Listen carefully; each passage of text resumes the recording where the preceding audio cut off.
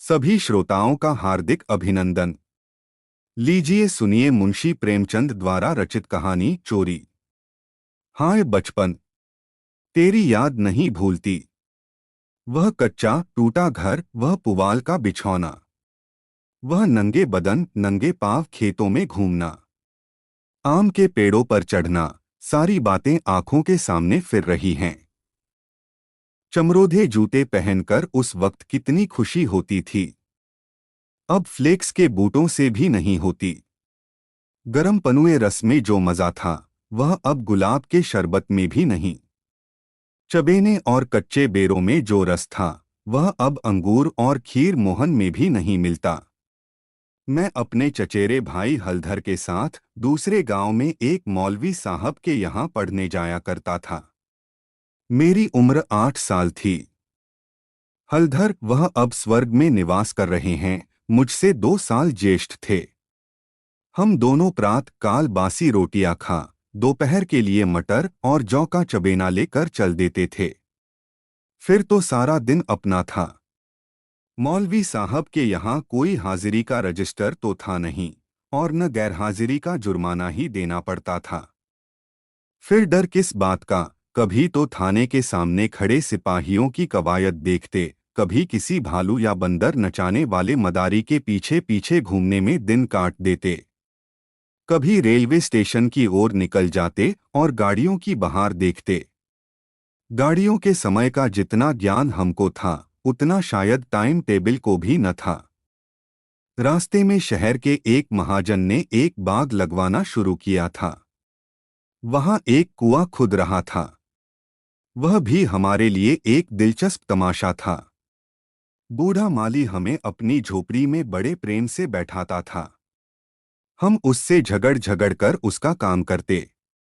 कहीं बाल्टी लिए पौधों को सींच रहे हैं, कहीं खुरपी से क्यारियां गोड़ रहे हैं, कहीं कैंची से बेलों की पत्तियां छांट रहे हैं। उन कामों में कितना आनंद था। माली बाल प्रकृति का पंडित था। हमसे काम लेता, पर इस तरह मानो हमारे ऊपर कोई एहसान कर रहा है। जितना काम वह दिन भर में करता, हम घंटे भर में निपटा देते थे। अब वह माली नहीं है, लेकिन बाग हरा भरा है। उसके पास से होकर गुजरता हूं तो जी चाहता है उन पेड़ों के गले मिलकर रोऊं और कहूं, प्यारे तुम मुझे भूल गए लेकिन मैं तुम्हें नहीं भूला। मेरे हृदय में तुम्हारी याद अभी तक हरी है, उतनी ही हरी जितने तुम्हारे पत्ते, निस्वार्थ प्रेम के तुम जीते जागते स्वरूप हो। कभी कभी हम हफ्तों गैर हाजिर रहते, पर मौलवी साहब से ऐसा बहाना कर देते कि उनकी बढ़ी हुई त्योरियां उतर जातीं। उतनी कल्पना शक्ति आज होती तो ऐसा उपन्यास लिख मारता कि लोग चकित रह जाते। अब तो यह हाल है कि बहुत सिर खपाने के बाद कोई कहानी सूझती है। खैर, हमारे मौलवी साहब दर्जी थे। मौलवीगिरी केवल शौक से करते थे। हम दोनों भाई अपने गांव के कुर्मी कुम्हारों से उनकी खूब बड़ाई करते थे। यूं कहिए कि हम मौलवी साहब के सफरी एजेंट थे। हमारे उद्योग से जब मौलवी साहब को कुछ काम मिल जाता, तो हम फूले न समाते। जिस दिन कोई अच्छा बहाना न सूझता, मौलवी साहब के लिए कोई न कोई सौगात ले जाते। कभी सेर आधा सेर फलियां तोड़ लीं, तो कभी 10-5 ऊख, कभी जौ या गेहूं की हरी हरी बालें ले लीं। उन सौगातों को देखते ही मौलवी साहब का क्रोध शांत हो जाता। जब इन चीजों की फसल न होती, तो हम सजा से बचने का कोई और ही उपाय सोचते। मौलवी साहब को चिड़ियों का शौक था। मकतब में श्याम, बुलबुल, दहियल और चंडूलों के पिंजरे लटकते रहते थे। हमें सबक याद हो या न हो, पर चिड़ियों को याद हो जाते थे। हमारे साथ ही वे पढ़ा करती थीं। इन चिड़ियों के लिए बेसन पीसने में हम लोग खूब उत्साह दिखाते थे। मौलवी साहब सब लड़कों को पतिंगे पकड़ लाने की ताकीद करते रहते थे। इन चिड़ियों को पतिंगों से विशेष रुचि थी। कभी कभी हमारी बला पतिंगों ही के सिर चली जाती थी। उनका बलिदान करके हम मौलवी साहब के रौद्र रूप को प्रसन्न कर लिया करते थे। एक दिन सवेरे हम दोनों भाई तालाब में मुंह धोने गए। हलधर ने कोई सफेद सी चीज मुट्ठी में लेकर दिखाई। मैंने लपक कर मुट्ठी खोली तो उसमें 1 रुपया था। विस्मित होकर पूछा, यह रुपया तुम्हें कहाँ मिला? हलधर, अम्मा ने ताक पर रखा था, चारपाई खड़ी करके निकाल लाया। घर में कोई संदूक या आलमारी तो थी नहीं। रुपए पैसे एक ऊंचे ताक पर रख दिए जाते थे। एक दिन पहले चचा जी ने सन बेचा था। उसी के रुपए जमींदार को देने के लिए रखे हुए थे। हलधर को न जाने क्यों कर पता लग गया। जब घर के सब लोग काम धंधों में लग गए तो अपनी चारपाई खड़ी की और उस पर चढ़कर 1 रुपया निकाल लिया। उस वक्त तक हमने कभी रुपया छुआ तक न था। वह रुपया देखकर आनंद और भय की जो तरंगें दिल में उठी थीं, वे अभी तक याद हैं। हमारे लिए रुपया एक अलभ्य वस्तु थी। मौलवी साहब को हमारे यहाँ से सिर्फ 12 आने मिला करते थे। महीने के अंत में चचा जी खुद जाकर पैसे दे आते थे। भला कौन हमारे गर्व का अनुमान कर सकता है? लेकिन मार का भय आनंद में विघ्न डाल रहा था। रुपए अनगिनती तो थे नहीं। चोरी खुल जाना मानी हुई बात थी। चचा जी के क्रोध का भी मुझे तो नहीं, हलधर को प्रत्यक्ष अनुभव हो चुका था। यो उनसे ज्यादा सीधा सादा आदमी दुनिया में न था। चचा ने उनकी रक्षा का भार सिर पर न रख लिया होता तो कोई बनिया उन्हें बाजार में बेच सकता था। पर जब क्रोध आ जाता तो फिर उन्हें कुछ न सूझता। और तो और चची भी उनके क्रोध का सामना करते डरती थीं। हम दोनों ने कई मिनट तक इन्हीं बातों पर विचार किया और आखिर यही निश्चय हुआ कि आई हुई लक्ष्मी को न जाने देना चाहिए। एक तो हमारे ऊपर संदेह होगा ही नहीं, अगर हुआ भी तो हम साफ इनकार कर जाएंगे। कहेंगे हम रुपया लेकर क्या करते। थोड़ा सोच विचार करते तो यह निश्चय पलट जाता और वह वीभत्स लीला न होती जो आगे चलकर हुई, पर उस समय हम में शांति से विचार करने की क्षमता ही न थी। मुंह हाथ धोकर हम दोनों घर आए और डरते डरते अंदर कदम रखा। अगर कहीं इस वक्त तलाशी की नौबत आई तो फिर भगवान ही मालिक हैं। लेकिन सब लोग अपना अपना काम कर रहे थे। कोई हमसे न बोला। हमने नाश्ता भी न किया, चबेना भी न लिया, किताब बगल में दबाई और मदरसे का रास्ता लिया। बरसात के दिन थे। आकाश पर बादल छाए हुए थे। हम दोनों खुश खुश मकतब चले जा रहे थे। आज काउंसिल की मिनिस्ट्री पाकर भी शायद उतना आनंद न होता। हजारों मंसूबे बांधते थे, हजारों हवाई किले बनाते थे। यह अवसर बड़े भाग्य से मिला था। जीवन में फिर शायद ही वह अवसर मिले। इसलिए रुपए को इस तरह खर्च करना चाहते थे कि ज्यादा से ज्यादा दिनों तक चल सके। यद्यपि उन दिनों 5 आने सेर बहुत अच्छी मिठाई मिलती थी और शायद आधा सेर मिठाई में हम दोनों अफर जाते। लेकिन यह ख्याल हुआ कि मिठाई खाएंगे तो रुपया आज ही गायब हो जाएगा। कोई सस्ती चीज खानी चाहिए जिसमें मजा भी आए, पेट भी भरे और पैसे भी कम खर्च हों। आखिर अमरूदों पर हमारी नजर गई। हम दोनों राजी हो गए। 2 पैसे के अमरूद लिए। सस्ता समय था, बड़े बड़े 12 अमरूद मिले।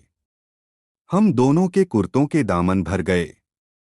जब हलधर ने खटकिन के हाथ में रुपया रखा तो उसने संदेह से देखकर पूछा, रुपया कहाँ पाया लाला, चुरा तो नहीं लाए? जवाब हमारे पास तैयार था। ज्यादा नहीं तो 2-3 किताबें पढ़ ही चुके थे। विद्या का कुछ कुछ असर हो चला था। मैंने झट से कहा, मौलवी साहब की फीस देनी है। घर में पैसे न थे तो चचा जी ने रुपया दे दिया। इस जवाब ने खटकिन का संदेह दूर कर दिया। हम दोनों ने एक पुलिया पर बैठकर खूब अमरूद खाए।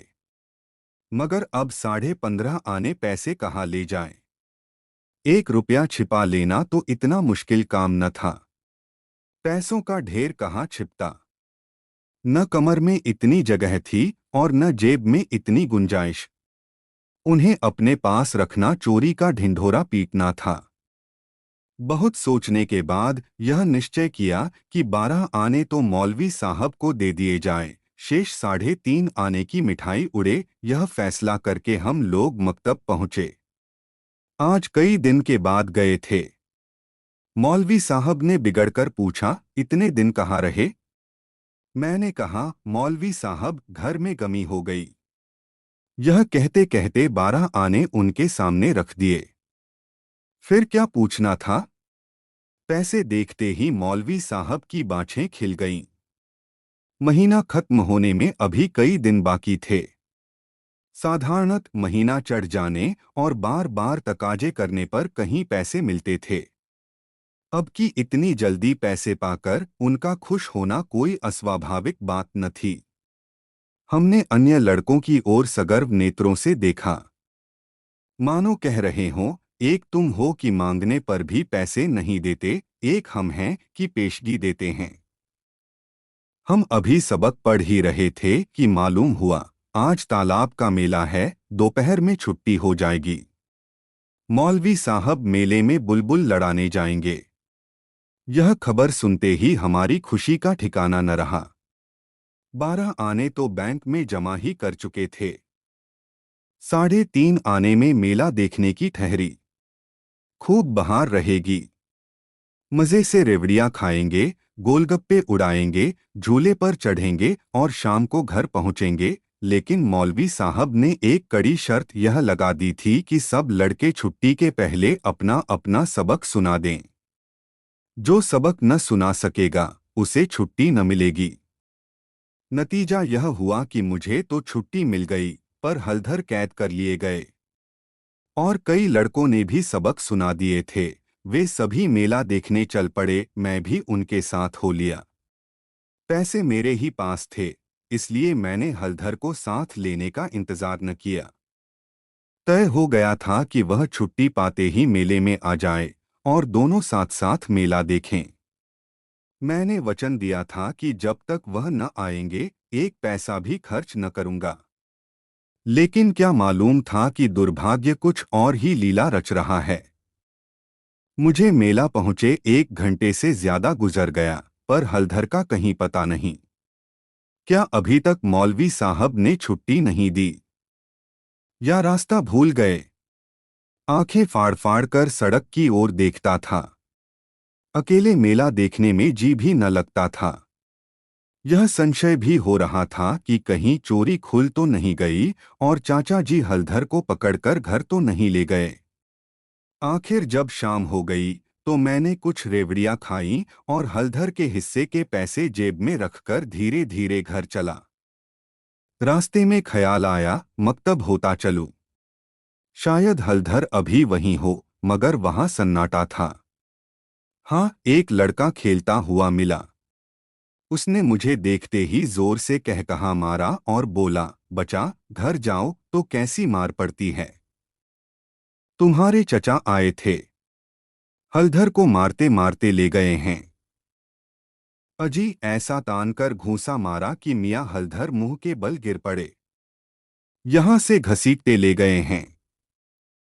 तुमने मौलवी साहब की तनख्वाह दे दी थी, वह भी ले ली। अभी कोई बहाना सोच लो, नहीं तो बेभाव की पड़ेगी। मेरी सिट्टी पिट्टी भूल गई, बदन का लहू सूख गया। वही हुआ जिसका मुझे शक हो रहा था। पैर मन भर के हो गए।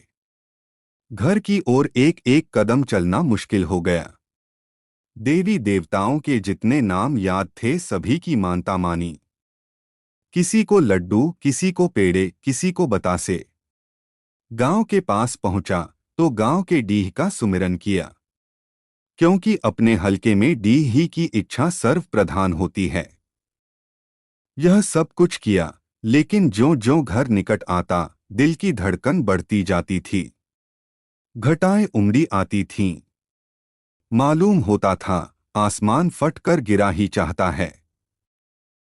देखता था लोग अपने अपने काम छोड़ छोड़ भागे जा रहे हैं। गोरू भी पूंछ उठाए घर की ओर उछलते कूदते चले जाते थे। चिड़िया अपने घोंसलों की ओर उड़ी चली आती थीं, लेकिन मैं उसी मंद गति से चला जाता था, मानो पैरों में शक्ति नहीं। जी चाहता था जोर का बुखार चढ़ाए या कहीं चोट लग जाए, लेकिन कहने से धोबी गधे पर नहीं चढ़ता, बुलाने से मौत नहीं आती। बीमारी का तो कहना ही क्या।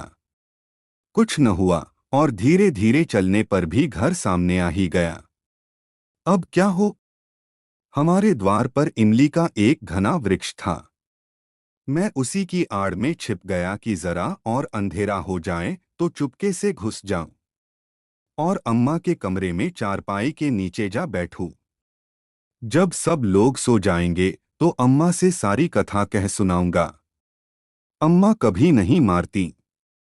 जरा उनके सामने झूठ मूठ रोऊंगा तो वह और भी पिघल जाएंगी। रात कट जाने पर फिर कौन पूछता है।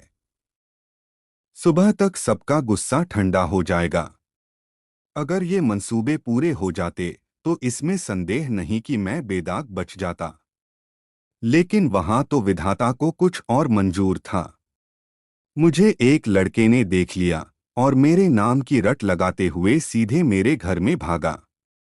अब मेरे लिए कोई आशा न रही। लाचार घर में दाखिल हुआ तो सहसा मुंह से एक चीख निकल गई, जैसे मार खाया हुआ कुत्ता किसी को अपनी ओर आता देखकर भय से चिल्लाने लगता है। बरोठे में पिताजी बैठे थे। पिताजी का स्वास्थ्य इन दिनों कुछ खराब हो गया था। छुट्टी लेकर घर आए हुए थे। यह तो नहीं कह सकता कि उन्हें शिकायत क्या थी, पर वह मूंग की दाल खाते थे और संध्या समय शीशे की गिलास में एक बोतल में से कुछ उड़ेल उड़ेल कर पीते थे। शायद यह किसी तजुर्बेकार हकीम की बताई हुई दवा थी। दवाएं सब बासने वाली और कड़वी होती हैं। यह दवा भी बुरी ही थी, पर पिताजी न जाने क्यों इस दवा को खूब मजा ले लेकर पीते थे। हम जो दवा पीते हैं तो आंखें बंद करके एक ही घूंट में गटक जाते हैं, पर शायद इस दवा का असर धीरे धीरे पीने में ही होता हो। पिताजी के पास गांव के 2-3 और कभी कभी 4-5 और रोगी भी जमा हो जाते और घंटों दवा पीते रहते थे। मुश्किल से खाना खाने उठते थे। इस समय भी वह दवा पी रहे थे। रोगियों की मंडली जमा थी। मुझे देखते ही पिताजी ने लाल लाल आंखें करके पूछा, कहाँ थे अब तक? मैंने दबी जबान से कहा, कहीं तो नहीं। अब चोरी की आदत सीख रहा है। बोल, तूने रुपया चुराया कि नहीं? मेरी जबान बंद हो गई। सामने नंगी तलवार नाच रही थी। शब्द भी निकालते हुए डरता था। पिताजी ने जोर से डांट कर पूछा, बोलता क्यों नहीं? तूने रुपया चुराया कि नहीं? मैंने जान पर खेल कर कहा, मैंने कहा। मुंह से पूरी बात भी न निकलने पाई थी कि पिताजी विकराल रूप धारण किए, दांत पीसते झपट कर उठे और हाथ उठाए मेरी ओर चले। मैं जोर से चिल्लाकर रोने लगा। ऐसा चिल्लाया कि पिताजी भी सहम गए। उनका हाथ उठा ही रह गया। शायद समझे कि जब अभी से इसका यह हाल है, तब तमाचा पड़ जाने पर कहीं इसकी जान ही न निकल जाए। मैंने जो देखा कि मेरी हिकमत काम कर गई, तो और भी गला फाड़ फाड़ कर रोने लगा। इतने में मंडली के 2-3 आदमियों ने पिताजी को पकड़ लिया और मेरी ओर इशारा किया कि भाग जा। बच्चे ऐसे मौके पर और भी मचल जाते हैं और व्यर्थ मार खा जाते हैं। मैंने बुद्धिमानी से काम लिया, लेकिन अंदर का दृश्य इससे कहीं भयंकर था। मेरा तो खून सर्द हो गया। हलधर के दोनों हाथ एक खंभे से बंधे थे, सारी देह धूल धूसरित हो रही थी और वह अभी तक सिसक रहे थे। शायद वह आंगन भर में लोटे थे। ऐसा मालूम हुआ कि सारा आंगन उनके आंसू से भर गया है। चाची हलधर को डांट रही थीं। और अम्मा बैठी मसाला पीस रही थीं। सबसे पहले मुझ पर चाची की निगाह पड़ी, बोली, लो वह भी आ गया। क्यों रे, रुपया तूने चुराया था कि इसने? मैंने निश्शंक होकर कहा। हलधर ने। अम्मा बोली, अगर उसी ने चुराया था तो तूने घर आकर किसी से कहा क्यों नहीं? अब झूठ बोले बगैर बचना मुश्किल था। मैं तो समझता हूं कि जब आदमी को जान का खतरा हो तो झूठ बोलना क्षम्य है। हलधर मार खाने के आदी थे। दो चार घूंसे और पड़ने से उनका कुछ न बिगड़ सकता था। मैंने मार कभी न खाई थी। मेरा तो दो ही चार घूंसों में काम तमाम हो जाता। फिर हलधर ने भी तो अपने को बचाने के लिए मुझे फंसाने की चेष्टा की थी। नहीं तो चाची मुझसे यह क्यों पूछती, रुपया तूने चुराया या हलधर ने? किसी भी सिद्धांत से मेरा झूठ बोलना इस समय स्तुत्य नहीं तो क्षम्य जरूर था। मैंने छूटते ही कहा, हलधर कहते थे किसी से बताया तो मार ही डालूंगा। अम्मा, देखा, वही बात निकली न। मैं तो कहती थी कि बच्चा की ऐसी आदत नहीं। पैसा तो वह हाथ से छूता ही नहीं, लेकिन सब लोग मुझी को उल्लू बनाने लगे। हलधर, मैंने तुमसे कब कहा था कि बताओगे तो मारूंगा? मैं वहीं तालाब के किनारे तो। हलधर, अम्मा, बिल्कुल झूठ है। चाची, झूठ नहीं, सच है। झूठा तो तू है और तो सारा संसार सच्चा है। तेरा नाम निकल गया है न। तेरा बाप नौकरी करता, बाहर से रुपए कमा लाता। चार जने उसे भला आदमी कहते तो तू भी सच्चा होता। अब तो तू ही झूठा है। जिसके भाग में मिठाई लिखी थी उसने मिठाई खाई। तेरे भाग में तो लात खाना ही लिखा था। यह कहते हुए चाची ने हलधर को खोल दिया और हाथ पकड़कर भीतर ले गईं। मेरे विषय में स्नेहपूर्ण आलोचना करके अम्मा ने पांसा पलट दिया था, नहीं तो अभी बेचारे पर न जाने कितनी मार पड़ती। मैंने अम्मा के पास बैठकर अपनी निर्दोषिता का राग खूब अलापा। मेरी सरल हृदया माता मुझे सत्य का अवतार समझती थीं। उन्हें पूरा विश्वास हो गया कि सारा अपराध हलधर का है। एक क्षण बाद मैं गुड़ चबेना लिए कोठरी से बाहर निकला। हलधर भी उसी वक्त चिवड़ा खाते हुए बाहर निकले। हम दोनों साथ साथ बाहर आए और अपनी अपनी बीती सुनाने लगे। मेरी कथा सुखमय थी, हलधर की दुखमय, पर अंत दोनों का एक था, गुड़ और चबेना।